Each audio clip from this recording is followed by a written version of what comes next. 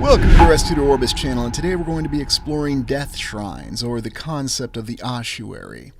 And as we fly over this very famous and well-known ossuary in France that commemorates the Battle of Verdun, the meat grinder battle from World War I, where over 100,000 French and German soldiers met their untimely demise, we think of the fact that there seems to be a lot of respect that's given towards the interment of these remains of all these unfortunate soldiers who died in these infinite frontal assaults that occurred for an entire year. And yet there is more of a story behind these ossuaries, and an ossuary is simply a structure where bones are stored, and we'd like to think that bones are stored in a very respectful manner. And indeed, as we look at this World War I monument, ossuary, cemetery, we can see that the greatest respect is given to soldiers who died in battle.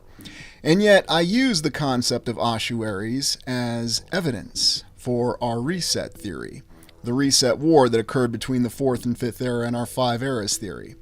Now, the intention of this exploration is to show that hard evidence, and believe me, there is hard evidence to be seen. And we'll start at Kutna Hora in the Czech Republic, population 21,417. Rather modest population, especially when we've considered how populations have exploded in certain places, such as Seattle, where we had over 200,000% growth in a 100-year period. So it's quite amazing to see a town or small city in the Czech Republic where there's only 21,000 people and not 5 billion or 5 trillion. And I'm being serious. It's in this very modest town, though, that we're going to come across our first ossuary. And it's simply a chapel where bones are stored. And in this town, we even have another one of these very intriguing plague columns, because we just can't get enough of these plague columns. Again, another interesting reminder of what we have, that we supposedly survived a terrifying plague, so we decided to build a monument or memorial to it, and it's a column. There's even a smaller one that's closer to our building or chapel of interest here in this small city in the Czech Republic. What do these always truly reflect, though? We always see so many interesting figures and different symbols on these plague columns, and we've seen those symbols before. Now we go to Sedlec Ossuary, which is in the town in the Czech Republic, where we're going to take a close look. Now, we're told that this is a chapel where remains have been stored. Now, historically, and I'm going to avoid a lot of the historical narrative because, quite frankly, I find it very absurd for all these locations we're looking at in this exploration, we're told that this was a highly desirable burial plot for people to be buried in the years from medieval times all the way until the present in the Czech Republic, or whatever nation or organization of empire it originally was. And the official story does tell us here that the reason that they have so many bodies in this particular little chapel is this was a highly desirable burial plot. So what they were doing is they would remove or exhume the bodies that were already buried there and simply pile up the bones in great bone pyramids.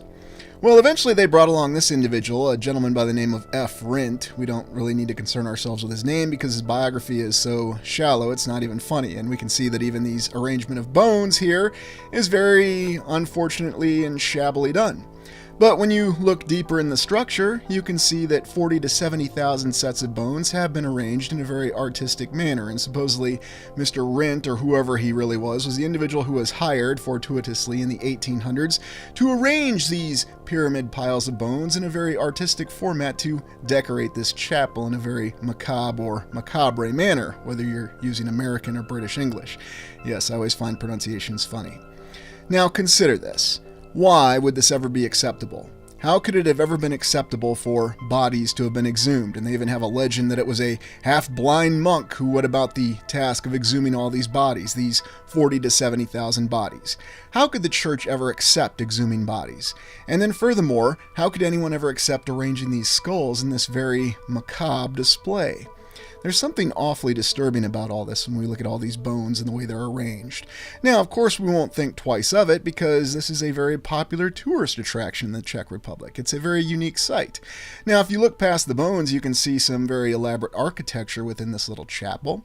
And now you can see how it's been decorated in this very disturbing manner. Are we really to believe that this one individual in this one location did this? And perhaps you might be thinking this is simply something that happened in one random location and that this is not widespread. Who in their right mind would decorate a location with these bones in this very disturbing manner? Because as we can see, this is really a display. And what are you doing with a display of human bones? Well, many people have this, those who are into hunting, and I'm not judging people who are into hunting in this exploration, I'm just using it as an example. We display these things to show trophies, to show achievements. Now, of course, the historical account tells us that this was merely a work of art to do something with all these bones instead of actually, burying them, as we'd like to think the major religions of our land tell us to. And yet we find them arranged in this very bizarre format.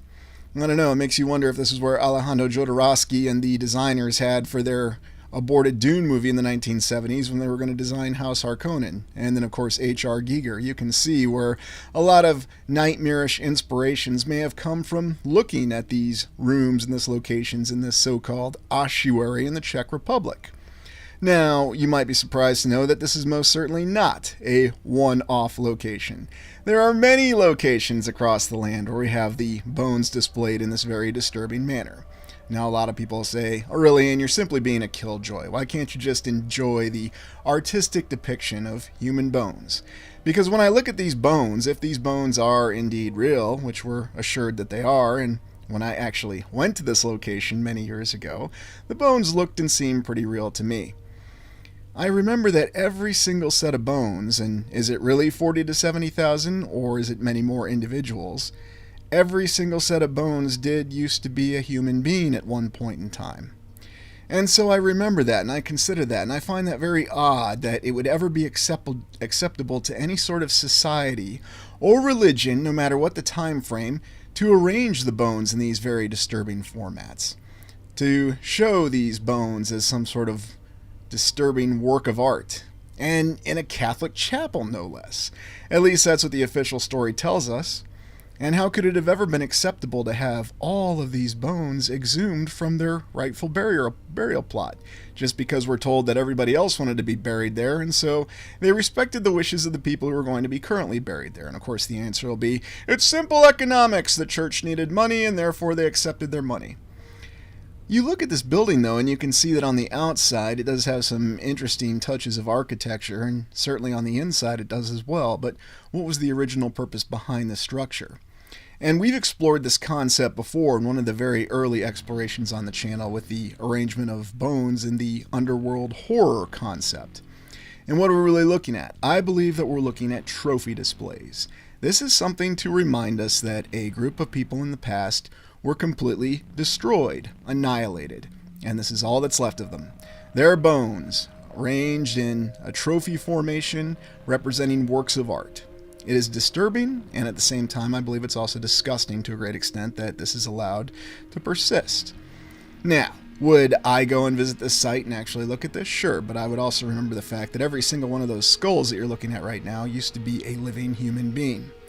And we always had that age-old question, well, what about respecting the dead? What about respecting our cemeteries? How exactly is this showing respect? How exactly is a very disturbing sight like this to be accepted and tolerated in a society that's always telling us that we need to right wrongs and address injustices, and yet this is allowed to persist, and no one thinks twice of this. And you can see that as you look deeper within this structure, there are more elaborate arrangements. And I will say that whoever did arrange the skulls and the bones, they did put a lot of effort into it. And there's even a lot of effort that's being put into cleaning them and maintaining this sacred site. Indeed, Ewan McGregor and his friend Charlie Borman in Long Way Round actually visited this site. I had no idea that these two were good friends. Apparently they did numerous series such as this where they went riding on their motorcycles together. Would have thought that this is a place that they would visit.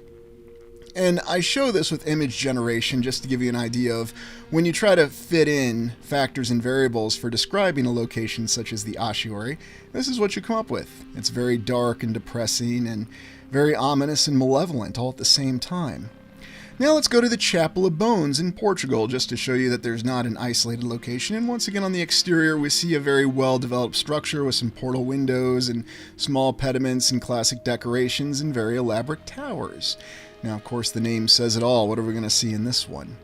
And yet you can see that in the exterior they've put a lot of effort into the architecture. And Portugal always draws our attention for its very elaborate and well-constructed and designed buildings that completely defy the limitations of the time, and let's not forget we saw one of the most intact and complete star forts. And yet in this very aptly named Chapel of Bones, we have another very macabre, going British English this time, depiction of skulls that are all arranged in some sort of format. Again, reflecting what? Is this just supposed to be a collection of bones that's supposed to show our respect for all these unfortunate individuals? And again, I wonder how many individuals' bone sets are actually in this particular structure. Thousands, tens of thousands? I mean, we could guess, we could try to count, but I have a feeling that nobody has any idea how many actual bone sets are located in this chapel of bones. And once again, I pose the question, why is this even considered tolerable? Oh, and this little saying here saying that, yes, we're waiting for your bones, so come see the bones that are here now. Isn't that ominous in and of itself? Imagine you walk into this structure and you're not even terrified or concerned that perhaps one day it'll be your bones on display in a structure like this. But of course, that's not the way we're supposed to think. We're just supposed to think that these were structures that were erected in the distant past, and even though there may be some terrifying depictions within them, this is merely to remind us that we all have mortality, and you should not be alarmed at the fact that we have bones that are displayed in a very unique way that seems to suggest some sort of trophy or great victory. And that's why I think that's a very disturbing aspect with all these different structures that we look at. Now, to be fair, there are certain structures, we'll look at one later, where we're told that that's indeed what they were. It was supposed to be a structure of victory. But it's very strange to me that these are official religious sites, and yet we have all these bones arranged in this manner. Again, thinking of all the effort that this took. This seems to depict some sort of warning, some sort of triumph, and never forget your mortality and never forget the fact that this could happen to you one day, once you passed away. Now, normally I don't go down this dark line of thinking, but when I see structures such as this and the fact that these are still standing to this day, and of course they're great tourist attractions, I have to pose those questions. I'm not someone who's just going to walk by this and say, look, there's a big pile of bones there. When are they going to film the next Dungeons & Dragons movie there? We can see Jeremy Irons chew up the scenery as there's bones of real human beings behind him. And yes, in that lovely movie, that is actually something that happened, although we're not going to hold that against Jeremy Irons. Apparently he had a house to pay for, so that's why he appeared in that movie. But on a more serious note, you can see in this particular chapel just how all these bones have been painstakingly arranged in the walls and the columns, and looking more closely at these unfortunate skulls that have actually been amalgamated into the wall. A wall of skulls.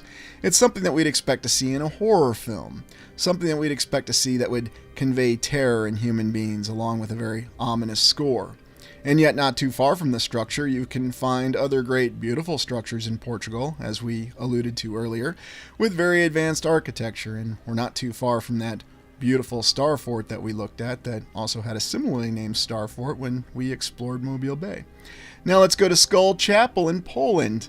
Well, isn't this interesting, looking at the exterior of this Skull Chapel in Poland, and, well, I guess I can say there's nothing to see here. So let's take another look at it.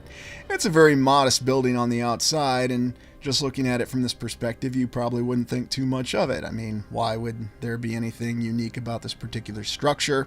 Why would it actually get your attention if you're just going around Poland? And Poland is a very beautiful nation, as many are, but then you go on the inside and you can see the bizarre, macabre arrangement of skulls, bones, and yet done in an artistic format around a crucifix, no less. So what exactly is being conveyed here? Why do we have this strange fixation on depicting and displaying human remains in this way? We're taught that the major religions of the land now value the proper treatment of the dead, and even the older religions or belief systems involved immolation, or cremation as it were, although that's considered barbaric by some standards. Of course, any sort of thing can be considered barbaric, and what's really the meaning of that word? I'm not going to follow that one down, but when you look at these different structures and you consider how these skulls are depicted, you have to ask these questions because, again, there was a lot of effort that went into arranging all these bones and all these skulls to look like this. And I find it even more disturbing that this is done in buildings that we're told are religious. So again, this gives us more conflicting accounts. Do we have actual spiritual beliefs where we truly value the welfare of human beings? Or is that just something that we say and then we do something else, which is something we come across every day?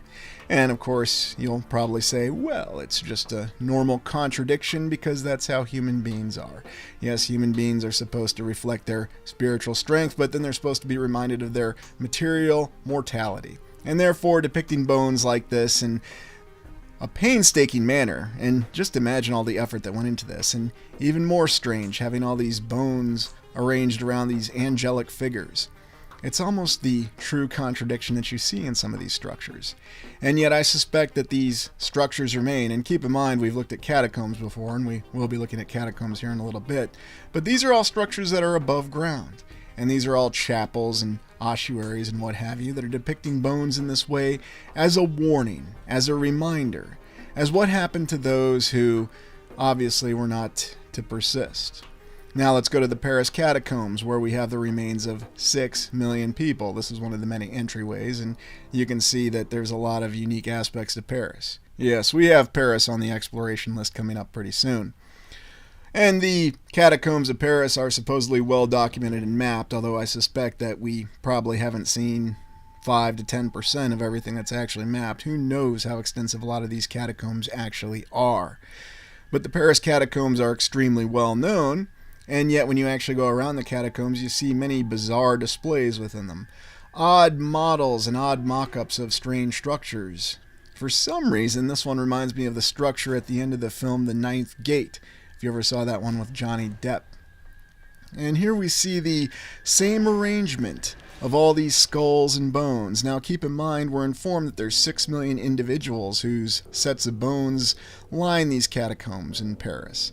But I wonder if that's not a vast underestimation of the actual number of bones.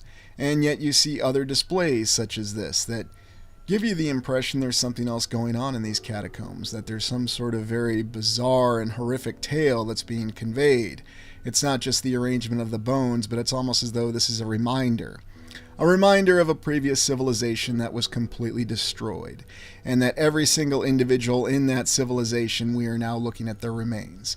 At least those whose remains actually survive to this day, because if we look at some of the forces that we saw that were clearly applied on other remaining structures and what they did to them, we have to wonder what those same forces would have done to human bones. Would there even be anything left, or would it just simply be completely reduced to dust, or even less?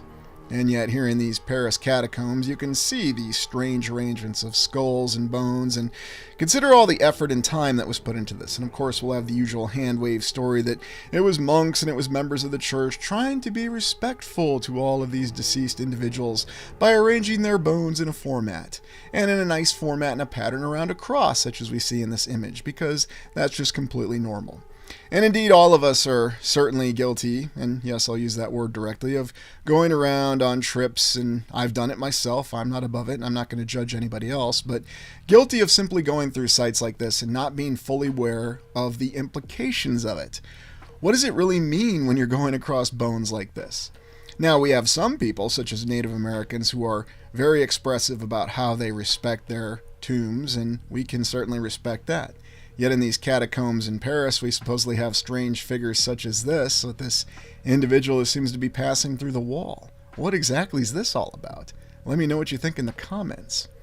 But back to the topic of actual consideration for the dead, how can we say we have any consideration for them when we just simply walk through these catacombs and we treat it as a tourist attraction? Or we're on our motorcycle riding with our best friend and we stop in the Czech Republic to take a look at these arrangement of bones. Quick, pose for your picture, smile. Never mind the fact that you're lined up to 100, 200 people whose lives are not remembered. And I also find that rather disturbing when people want to tell me that our explorations don't respect the original builders of the buildings that we look at. But then those same people are all about gallivanting around these piles of bones and not thinking twice of it. And that's probably the most disturbing aspect of it all, because, again, that's not necessarily something that you can hold individuals directly accountable for if they're not aware, because we have a society that says, yes, it's perfectly okay to go walking amongst these bones and posing with them for pictures and make sure that they're kept clean and they're kept in their proper formats and arrangements to show their artistic appeal. I'm just going to be very honest. I find the whole concept of bones being depicted like this for artistic appeal disturbing beyond the ability of words to convey. And I find it more disturbing that we continue to use these Paris catacombs as a tourist attraction and these other ossuaries that we've looked at as a tourist attraction. Let's take a look at Skull Tower in Serbia. Now, this is one of the bone monuments, or ossuaries as you will, that was originally supposedly constructed as a warning when the Ottomans had defeated a rebellious force of Serbians in the distant past, or whoever they were actually fighting. And the rebellious force decided not to surrender to the inevitable, and they allowed themselves to all be killed. So since they couldn't be impaled, as was the tradition at the time, the Ottoman commander simply decided to have their bones put in this rather bizarre tower.